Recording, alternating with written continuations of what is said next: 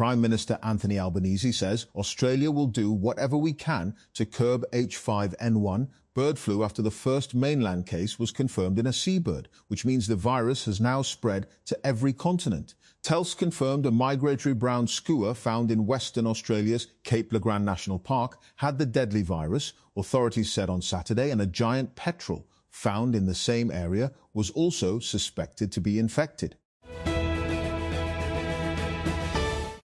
Lebanese marine ecologist Mona Khalil, who was severely wounded after an Israeli strike hit her home near Tyre last week, has died, according to local reports. Khalil, 77, succumbed to her wounds on Friday, the same day Israel escalated air attacks on southern Lebanon, killing at least 50 people and injuring dozens, despite the risk posed to a fragile peace deal between Iran and the United States. Reports circulating on social media and various online platforms claiming that the 120 km/h speed limit has been restored on Pakistan's motorways are inaccurate, as the restriction remains in force, according to the National Highways and Motorway Police, NHMP. The clarification comes amid growing speculation that the government had reinstated the previous motorway speed limit for cars and light transport vehicles, LTVs.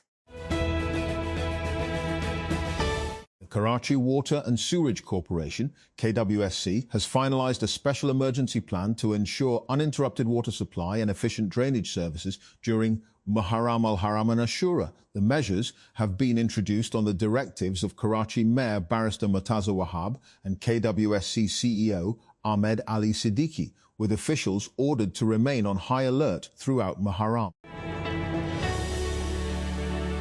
Finance Minister Mohammed Aurangzeb on Saturday asserted that the proposed budget for the next fiscal year, FY27, would set the foundation for accelerating the sustainable growth recorded in the past 2 years. His address follows the NA's discussions earlier in the day on the 140 recommendations made by the Senate on the budget. United States President Donald Trump has said that Pakistan really helped Washington with the Memorandum of Understanding with Iran. He made the remarks during an interview with American news outlet Axios. During the interview, the US president was asked about which global leaders he liked. Social activist Zulfikar Ali Bhutto Jr. is one of Pakistan's most prominent voices raising awareness about human immunodeficiency virus, HIV, and he has actor Shahryar Munawar in his corner. The two posted a reel on Instagram on Friday talking about the virus and how freely available treatment can help patients and society. When US and Israeli bombs first began falling on Iran at the end of February, China's leaders were staring at the very real possibility of another friendly regime being decapitated, much like had happened with Venezuela only weeks before. The view is quite different nearly 4 months later. The United States and Iran have reached an interim agreement after weeks of peace talks. The regime in Tehran remains in place, and the war is widely seen to have exposed the limits of American power. Returning was beautiful in the sense of going back to one's country, but it was very exhausting physically, emotionally, financially and mentally, because everything has changed. 37-year-old Hayam tells Al Jazeera she is one of more than 3 million displaced people to return to Syria since the fall of the al-Assad regime in 2024. US envoys and Iran's foreign minister are expected in Switzerland for talks on cementing a peace deal. But more Israeli strikes in Lebanon are putting pressure on the agreement. Special envoys Steve Witkoff and Jared Kushner, son-in-law of the United States President Donald Trump, were headed for Switzerland, US media reported on Friday. After scheduled negotiations between the US and Iran, they were postponed. Security researchers at Paradigm Shift have published a detailed report describing a security vulnerability affecting several Apple devices. The flaw, called Usblighter 8, is linked to the USB system and certain Apple silicon chips. According to the report, the exploit is caused by a hardware bug in the USB controller, along with a firmware configuration flaw. Since the problem exists at the hardware level, it is considered unpatchable.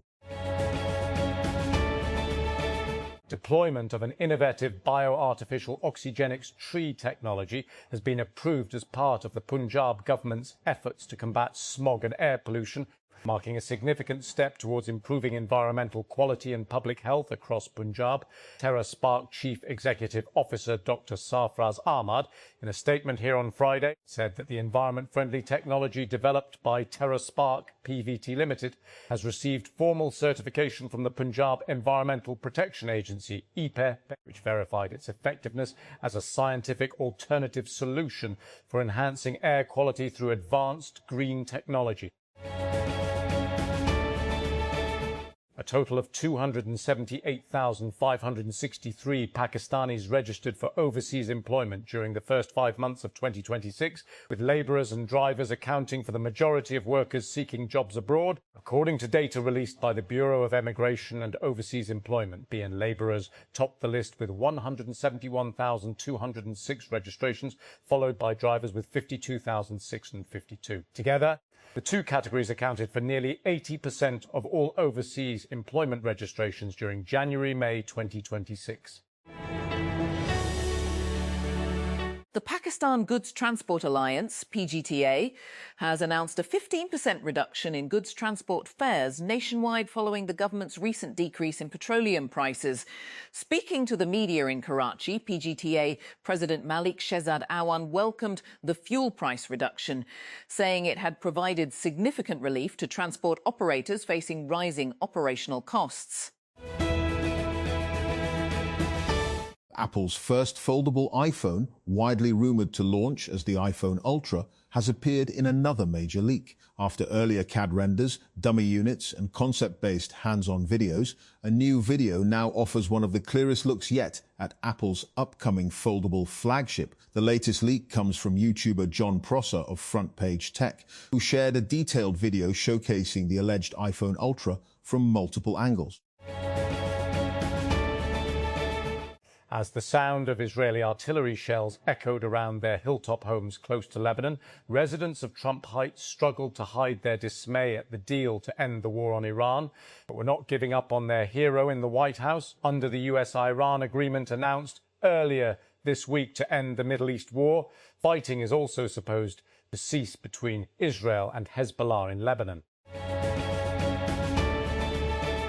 Bolivia's President Rodrigo Paz declared a state of emergency Saturday after weeks of mass anti-government protests over rising living costs and economic pressure that have since grown into an escalating political crisis. Protests, backed by workers' unions and farmers, are demanding Paz resign. Road blockades have caused shortages in parts of the country, fuel, and ground the country's economy to a halt over the past 50 days, according to Reuters. 10-man Paraguay eliminated Turkey from the 2026 World Cup with a courageous defensive effort to seal a dramatic 1-0 win after suffering a dismissal before half-time, with the fastest goal of the tournament proving the difference, fired up after their humiliating 4-1 opening match defeat by the United States. Paraguay went ahead when Matias Galarza wound up from 25 metres, 27 yards, and fired a low rocket home after 64 seconds on Friday evening to eclipse Ismail Saibari's 71-second strike in Morocco's wonder win over Scotland hours before. Iran says it is ready to move forward with diplomacy with the United States, but insists Washington must ensure Israel complies with the agreement to end the war. Tehran has repeatedly said the deal requires an end to hostilities across the region, including in Lebanon. The comments come as a US official told Reuters that Israel and Hezbollah have agreed to a ceasefire in Lebanon, despite reports of continued Israeli attacks. Iranian Foreign Minister Abbas Araghchi said the US has a commitment and responsibility to ensure the deal is upheld on all fronts. Oppo has officially confirmed that the global launch of the Reno 16 series will take place on June 25, just a day after the company began teasing the new smartphones in collaboration with K-pop girl group Baby Monster. While the teaser campaign hinted that the launch was close, Oppo had not revealed an official date until now. Banu 7 people were killed and 3 others injured in 2 explosions in Markabera, a semi-tribal mountainous area of Banu's Wazir subdivision. Banu District Police Officer, DPO, Yassir Afridi confirmed that a total of 7 people were martyred and 3 others were injured in the 2 blasts. 10-man Paraguay beat Turkey 1-0 at the World Cup on Friday, a result that kept their hopes alive and also guaranteed that co-hosts the USA win Group D. Turkey's defeat means they become the second team after Haiti to be eliminated from contention. US director and television creator James Burrows, who worked behind the scenes on Friends, Cheers, Taxi and many other beloved comedies, has died, People magazine reported on Friday. He was 85. We celebrate the extraordinary life and enduring legacy of James Jimmy Burrows, who passed away peacefully today, surrounded by his loving family. His family said in a statement, the time and place of his death were not disclosed. The H5N1 strain of bird flu has for the first time been found in Australia. The country's agriculture ministry confirmed. It means the highly contagious variant has now reached every continent. The disease was found in a migratory seabird, a brown skua, in remote Western Australia, Agriculture Minister Julie Collins said on Saturday. African and Caribbean countries have called for a formal apology and reparations from countries that benefited from the transatlantic slave trade. The demands come at the end of a 3-day conference in Ghana, which looked to advance the push for reparatory justice. Mogadishu, Somalia. Israel rolled out a lavish state welcome for Somaliland's president in Jerusalem, extending honours rarely accorded to the leader of a territory still unrecognised by any country other than Israel. President Abdirahman Mohamed Abdullahi, known as Ciro, arrived last Sunday for the first state visit by a Somaliland leader 6 months after Israel became the first country to recognise the breakaway region's independence from Somalia.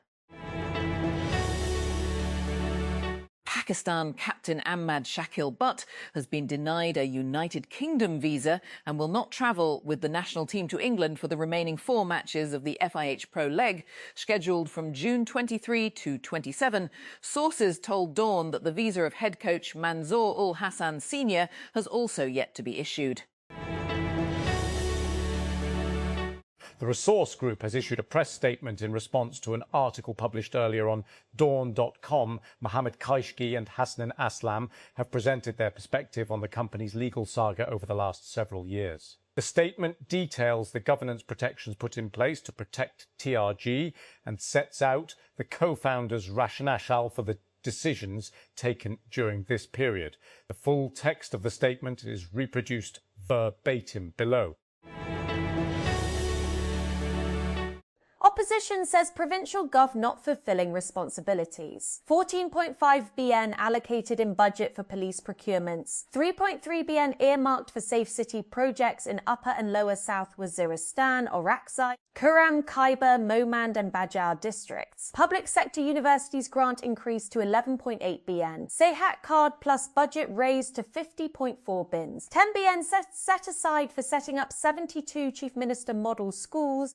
36 BN for Peshawar Revitalisation Plan. 100 metres allocated for welfare of transgender community Peshawar. Presenting the provincial budget for the fiscal year 2026 to 27, Khyber Pakhtunkhwa Chief Minister Mohammed Sohail Afridi said that it would give financial stability to the province.